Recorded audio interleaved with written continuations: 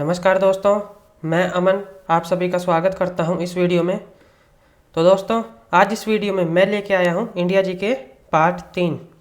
इससे पहले मैंने इसके 2 पार्ट डाल दिए हैं और अगर आपने नहीं देखे हैं तो आप इस वीडियो के बाद जाके देख सकते हैं। उसका लिंक मैं यहाँ ऊपर आई बटन में डाल दूँगा। दोस्तों, शुरू करने से पहले आपसे एक रिक्वेस्ट है कि अगर आप नए हों तो इस चैनल को सब्सक्राइब कर दीजिएगा और इस वीडियो को लाइक कर दीजिएगा और ज़्यादा से ज़्यादा इस वीडियो को शेयर कीजिए। तो शुरू करते हैं पहले क्वेश्चन से।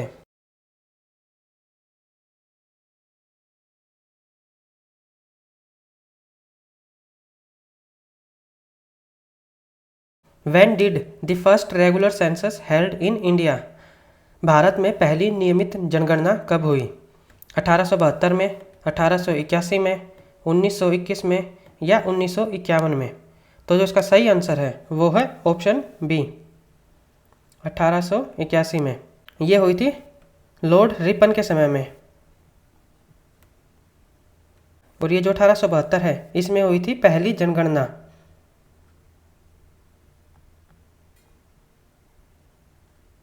ये हुई थी मायो के समय में। ये 72 में तो फर्स्ट सेंसस है और 81 में है फर्स्ट रेगुलर सेंसस। और ये जो 1921 है इस साल को कहा जाता है जनगणना का महाविभाजक वर्ष। यानी ये इकलौता ऐसा साल था कि जिसमें जो भारत की जनसंख्या है वो कम हुई थी। और ये जो 1951 है इसमें हुई थी आज़ाद भारत की पहली जनगणना, यानी first census of independent India.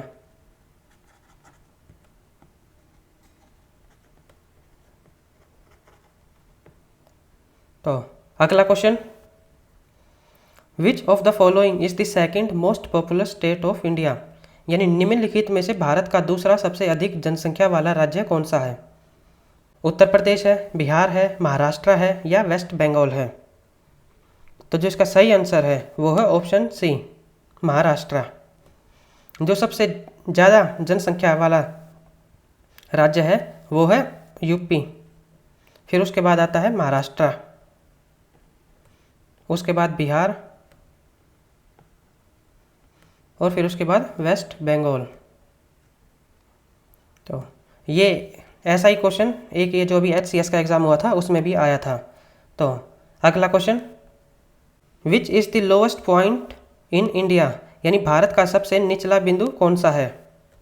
Indira point है, इंदिरा कोल है, कुटानाड है या गुहर मोती है? तो जो इसका सही आंसर है वो है ऑप्शन सी, कुटानाड। ये है ये है 2.2 मीटर बिलो सी लेवल पे।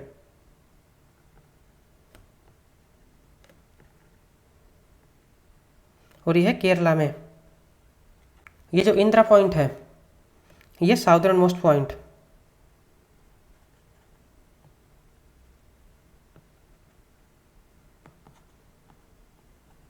और ये है निकोबार में। ये जो अंडमान निकोबार आइलैंड है उसमें जो निकोबार आइलैंड है उसमें है ये इंदिरा पॉइंट। ये जो इंदिरा कोल है ये northern most point.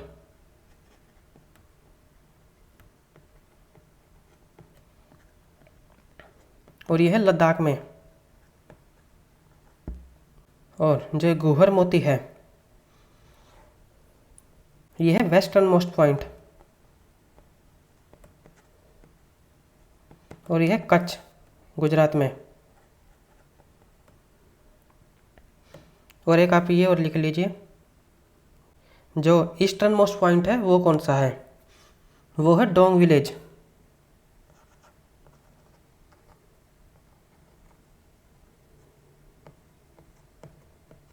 Eastern most. और ये है अरुणाचल में,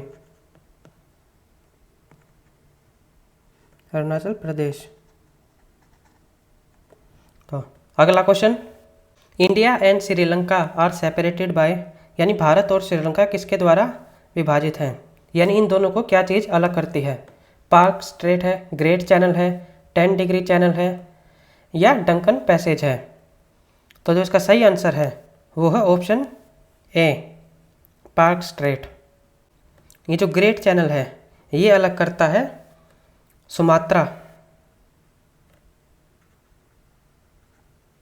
सुमात्रा को निकोबार आइलैंड से, और जो 10 डिग्री चैनल है ये अलग करता है अंडमान को निकोबार से।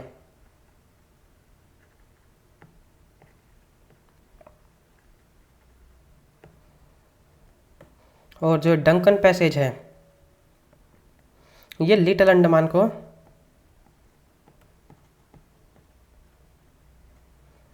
साउथ अंडमान से अलग करता है।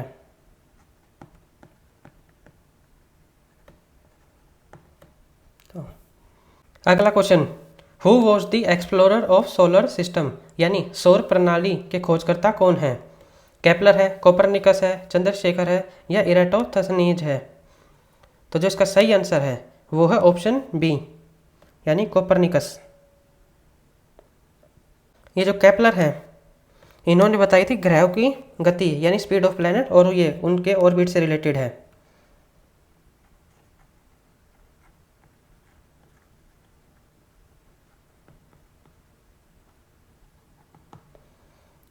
और जो चंद्रशेखर हैं ये थे भारत के। इन्होंने कहा था कि जो स्टार्स हैं अगर उसका मास 1.44 टाइम्स सूरज के मास से बड़ा होगा तो वो बनेगा न्यूट्रॉन स्टार,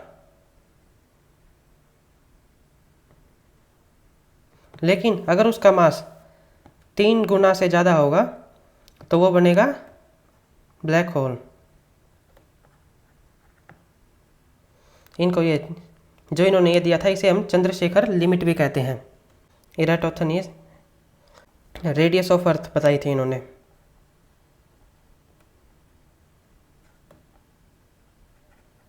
कि धरती की त्रिज्या कितनी है। अगला question, which is the largest river island, यानी सबसे बड़ा नदी द्वीप कौन सा है? उमानंदा है, मुनरो है, कबीरवाद है या मजोली है? तो जो इसका सही आंसर है वो ऑप्शन डी, मजोली। ये ब्रह्मपुत्र नदी पर है।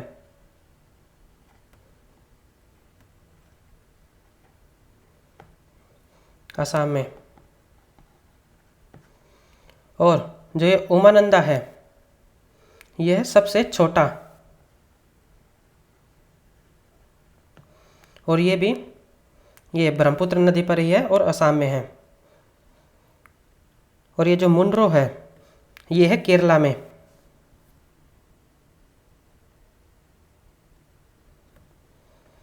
और ये जो कबीरवाद है ये है गुजरात में। ये दोनों इतने इम्पोर्टेंट नहीं हैं, लेकिन अगर आप इन दो राज्यों से बिलोंग करते हो तो आपको पता होना चाहिए। अगला question, which of the following is the classical dance of Kerala, यानी निम्नलिखित में से केरल का शास्त्रीय नृत्य कौन सा है? भरतनाट्यम है, कथक है, मोहिनी अट्टम है या यक्षगान है? तो जो इसका सही आंसर है वह ऑप्शन सी, मोहिनी अट्टम। इसके साथ साथ ये कथकली भी केरला का शास्त्रीय नृत्य है। कथकली। ये जो भरतनाट्यम है यह तमिलनाडु का, जो ये कथक है यह यूपी का, जो यक्षगान है यह कर्नाटका का। ये क्लासिकल डांस वाला सेक्शन बहुत इंपॉर्टेंट है। मैंने जितने भी तकरीबन 1-2 साल में जितने भी पुराने पेपर देखे हैं तो सभी में कोई ना कोई क्वेश्चन जरूर आया है इनसे रिलेटेड।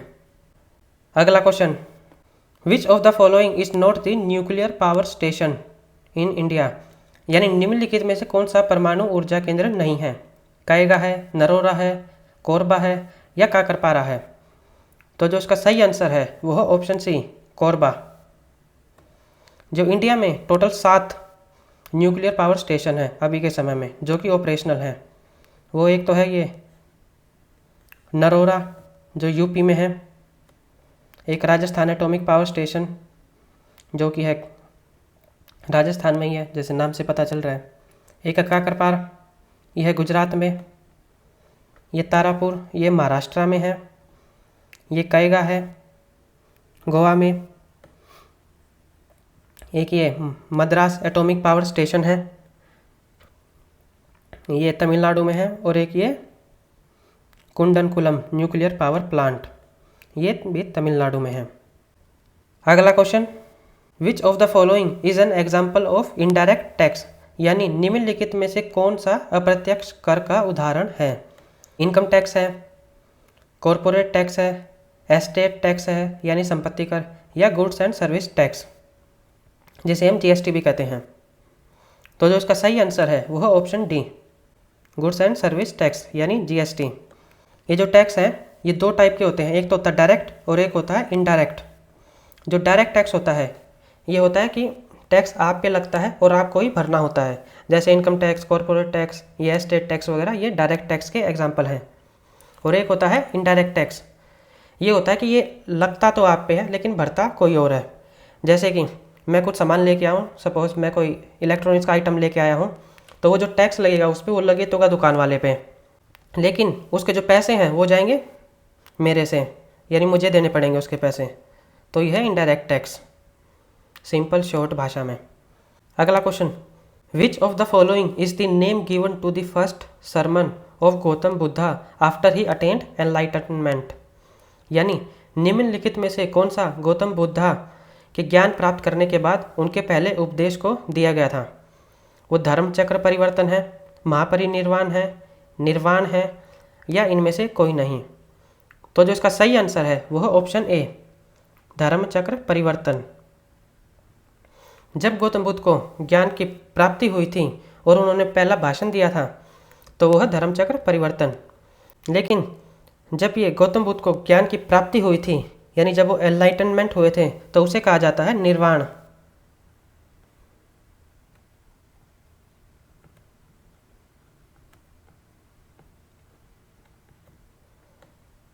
और जो महापरिनिर्वाण है, ये जब गौतम बुद्ध की मृत्यु हो गई थी तो उसे कहा जाता है महापरिनिर्वाण।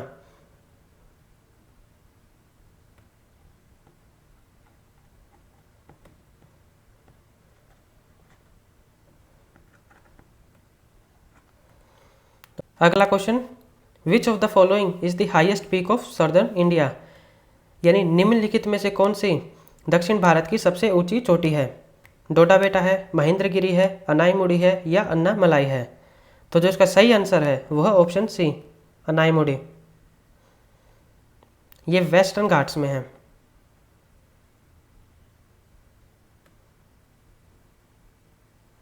अब आपका ये होमवर्क है कि आपको कमेंट करके बताना है कि ईस्टर्न घाट्स में जो सबसे ऊंची चोटी है वो कौन सी है। तो अगला question, who was the governor general of Bengal during the third Anglo Mysore war, यानी तृतीय अंगल मैसूर युद्ध के दौरान बंगाल का गवर्नर जनरल कौन था। रॉबर्ट क्लाइव था, वॉरेन हेस्टिंग था, लॉर्ड कॉर्नवालिस था, या लॉर्ड वेलेस्ली था। तो जो इसका सही आंसर है वो है ऑप्शन सी, लॉर्ड कॉर्नवालिस। ये जो थर्ड एंग्लो मैसूर वॉर है ये हुआ था 1790 से लेकर 1792 के बीच में। और जो पहला हुआ था ये लिख लीजिए, ये हुआ था 1767 से 1769, और उस समय जो बंगाल के गवर्नर जनरल थे वो थे हेस्टिंग्स। जो दूसरा हुआ था वो था 1780 से 1784, उस समय भी हेस्टिंग ही गवर्नर जनरल थे। जो तीसरा मैंने बता दिया, और जो चौथा ये हुआ था 1799, इस समय जो गवर्नर जनरल थे वो थे वेलेस्ली।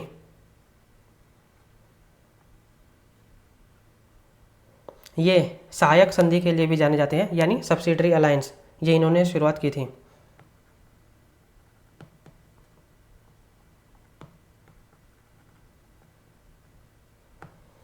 और ये जो रॉबर्ट क्लाइव हैं,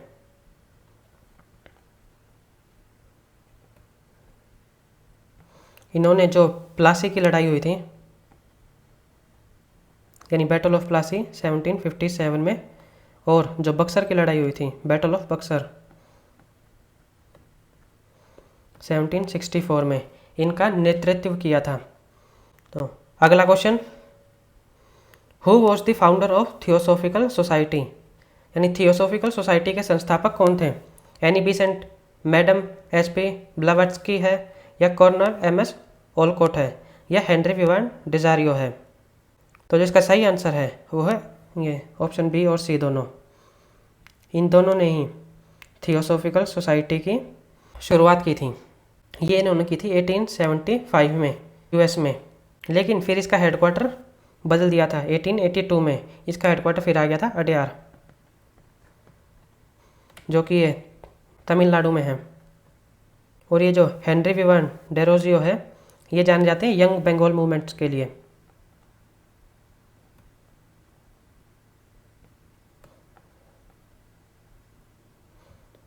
ये यंग बंगाल मूवमेंट के संस्थापक थे। अगला क्वेश्चन, महात्मा गांधी प्रिसाइडेड विच कांग्रेस सेशन, यानी महात्मा गांधी ने किस कांग्रेस सेशन की अध्यक्षता की थी? 1916, 1924, 1929 या 1931? तो जो इसका सही आंसर है वो है ऑप्शन बी 1924, यानी 1924। और ये हुआ था बेलगांव में।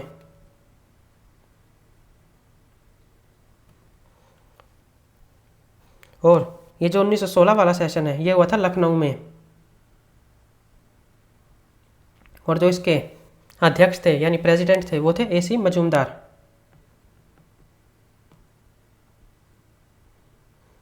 ये 1916 में लखनऊ पैक्ट साइन हुआ था कांग्रेस और मुस्लिम में। और इसी के साथ साथ जो कांग्रेस अलग हो गई थी, दो हिस्सों में बट गई थी 1907 में, वो एक हुई थी, यानी यूनिफिकेशन ऑफ कांग्रेस भी 1916 में ही हुआ था। और जो 1929 है यानी 1929, इसके जो अध्यक्ष थे वो थे जवाहरलाल नेहरू।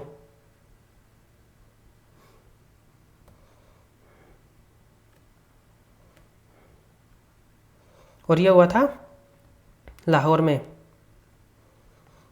और इसी सेशन में जवाहरलाल नेहरू जी ने कहा था कि जो 26 जनवरी है 1930, इसे हम ये आज़ादी का दिन मनाएंगे। और इसी को ध्यान में रखते हुए जो हमारा रिपब्लिक डे है वो 26 जनवरी को आता है। और जो 1931 है ये हुआ था कराची में।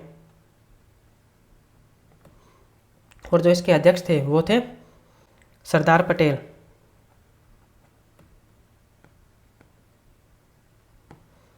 इसमें ज़्यादा कुछ खास नहीं हुआ, इसमें बस ये जो गांधी इरविन पैक्ट था उसे अप्रूवल दिया गया था। तो आप कमेंट करके बताइएगा कि जो गांधी इरविन पैक्ट है वो कब हुआ था। अगला question, who was the publisher of बंदी जीवन, यानी बंदी जीवन के प्रकाशक कौन थे? वी.डी. सावरकर, अरबिंदो घोष थे, या सचिंद्र नाथ सान्याल थे, या शरत चंद्र चट्टोपाध्याय थे? तो जो इसका सही आंसर है वो है ऑप्शन सी सचिंद्र नाथ सान्याल। ये जो वी.डी. सावरकर हैं इन्होंने लिखी थी इंडियन वॉर ऑफ इंडिपेंडेंस।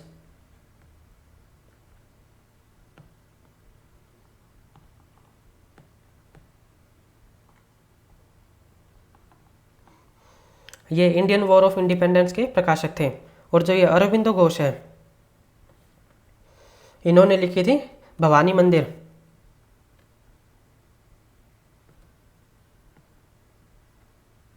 यानी ये भवानी मंदिर के प्रकाशक थे। और जो शरत चंद्र चट्टोपाध्याय हैं ये प्रकाशक थे पत्थर डाबी के।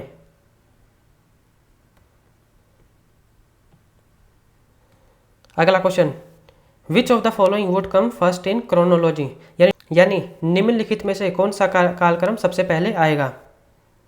ये अगस्त ऑफर है, इंडिविजुअल सत्याग्रह यानी व्यक्तिगत सत्याग्रह, क्रिप्स मिशन, या क्विट इंडिया मूवमेंट यानी भारत छोड़ो आंदोलन?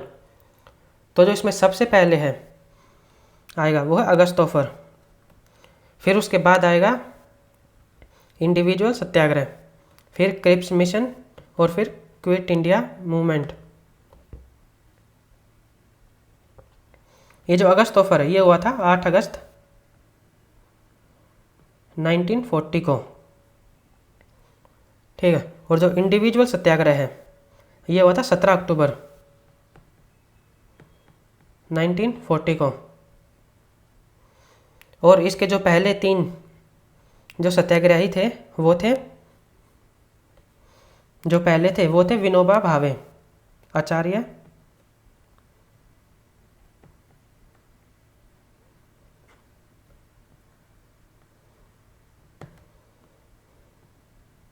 दूसरे थे वो थे जवाहरलाल नेहरू, और जो तीसरे थे वो थे ब्रह्मदत्त।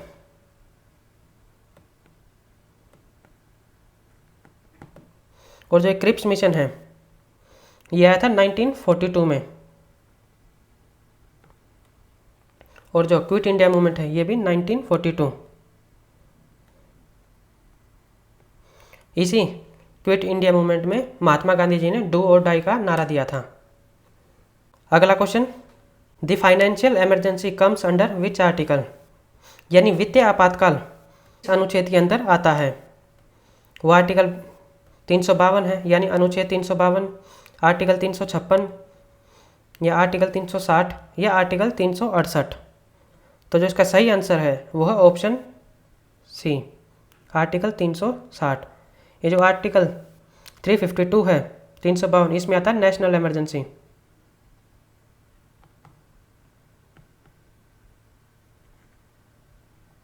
ये 356 है, इसमें आता है प्रेसिडेंट रूल।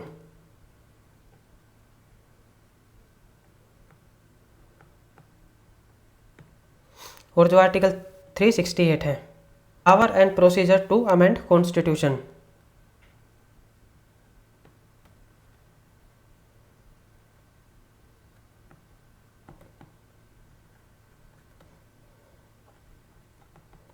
यानी कॉन्स्टिट्यूशन को कैसे अमेंड किया जा सकता है। ये जो नेशनल इमरजेंसी वाला है 352, ये इंडिया में टोटल अब तक 3 बार लग चुकी है। ये जो मैंने पहली पॉलिटी की वीडियो बनाई है उसमें बताया भी है। तो अब आप कमेंट करके बताइएगा कि 3 बार कब कब लगी थी और किस किस वजह से लगी थी। तो अगला question, the finance commission comes under which article, ये जो वित्त आयोग है ये किस आर्टिकल के अंदर आता है। आर्टिकल 324 है, आर्टिकल 124 है, आर्टिकल 280 है या आर्टिकल 226 है। तो जो इसका सही आंसर है वो है ऑप्शन सी, आर्टिकल 280। ये जो फाइनेंस कमीशन है इसको बनाता कौन है, वो प्रेसिडेंट।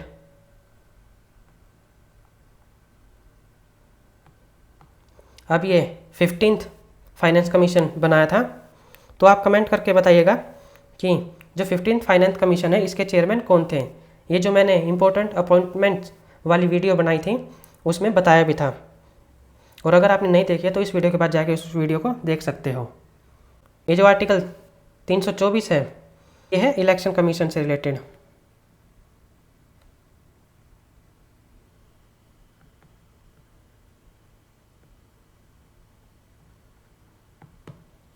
जो आर्टिकल 124 है ये रिलेटेड है सुप्रीम कोर्ट से, यानी उनकी अपॉइंटमेंट वगैरह ये सब 124 में आएगा।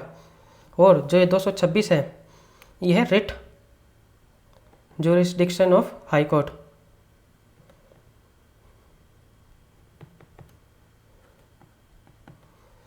ये जो रिट होती हैं कितने प्रकार की ये भी मैंने पहले वीडियो में करवा रखी हैं, तो आप वहाँ से देख सकते हो। उसका लिंक मैं यहाँ पे ऊपर आई बटन में डाल दूँगा। तो अगला question, how many subjects are there in state list of schedule 7, जो ये शेड्यूल 7 है जो कि जिसमें ये 3 लिस्ट हैं, एक है यूनियन, एक स्टेट और एक कॉन्क्यूरेंट। इसमें जो स्टेट लिस्ट है इसमें कितने सब्जेक्ट हैं, 100 हैं, 61 हैं, 52 हैं या इनमें से कोई नहीं। तो जो इसका सही आंसर है वो है ऑप्शन बी, 61 सब्जेक्ट। ये 100 हैं यूनियन लिस्ट में और ये 52 है कॉन्क्यूरेंट लिस्ट में।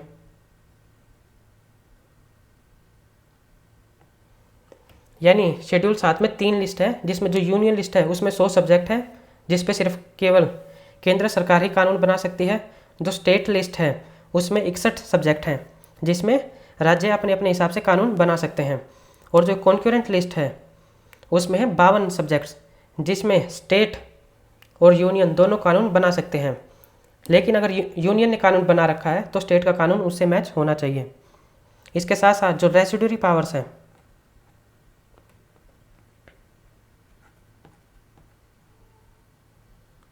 यानी जो ऐसी चीज़ जो कि ना तो यूनियन लिस्ट में है, ना स्टेट लिस्ट में है, ना कॉन्करेंट लिस्ट में है, तो उस पर कानून बनाने का अधिकार है यूनियन गवर्नमेंट का। अगला question, money bills comes under which article, यानी धन विधेयक किस अनुच्छेद के अंदर आता है। आर्टिकल 110 है, आर्टिकल 117 है, आर्टिकल 102 है, या इनमें से कोई नहीं। तो जो इसका सही आंसर है वो है ऑप्शन ए, आर्टिकल 110। और ये जो मनी बिल, ये मनी बिल है या नहीं है, तो ये डिसाइड करने का अधिकार है सिर्फ लोकसभा के स्पीकर का।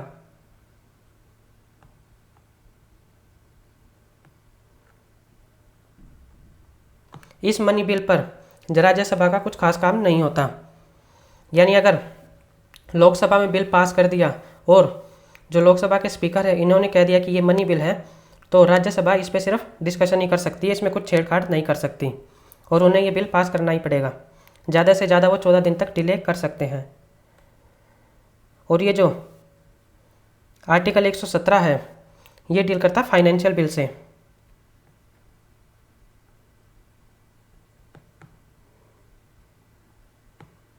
ये इस मनी बिल से अलग कैसे है, जैसे मनी बिल में तो टोटल जो प्राइमरी उद्देश्य होता है वो पैसा होता है, लेकिन जो फाइनेंशियल बिल है इसका जो प्राइमरी एम है वो पैसा नहीं होता, कुछ और काम होता है, लेकिन पैसा उसमें इनडायरेक्टली इन्वॉल्व होता है। तो ये जो आर्टिकल 102 है ये है डिस्क्वालिफिकेशन ऑफ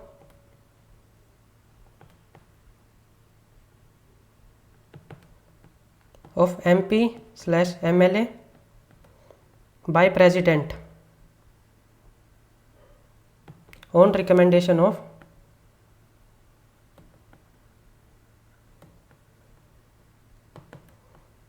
इलेक्शन कमीशन, यानी इलेक्शन कमीशन की सलाह पे प्रेसिडेंट ये MP और MLA को डिस्क्वालीफाई करते हैं। ये इसमें एक और डिस्क्वालिफिकेशन से रिलेटेड है, वो है शेड्यूल 10, जिसमें जो डिस्क्वालीफाई करता है वो करता है स्पीकर। और ये जो आर्टिकल 102 में है इसमें करता है प्रेसिडेंट इलेक्शन कमीशन की सलाह पर। तो दोस्तों आज की वीडियो में इतना ही। अगर आपको ये वीडियो पसंद आई हो तो लाइक कीजिएगा, शेयर कीजिएगा और चैनल को सब्सक्राइब कीजिएगा, ठीक। और अगर आपका कोई भी सवाल या सुझाव हो तो कमेंट सेक्शन में कमेंट करके बता सकते हैं। और प्लीज़ वीडियो को शेयर कीजिए ताकि ये वीडियो और लोगों तक पहुंच सके। तो धन्यवाद। जय हिंद, जय भारत।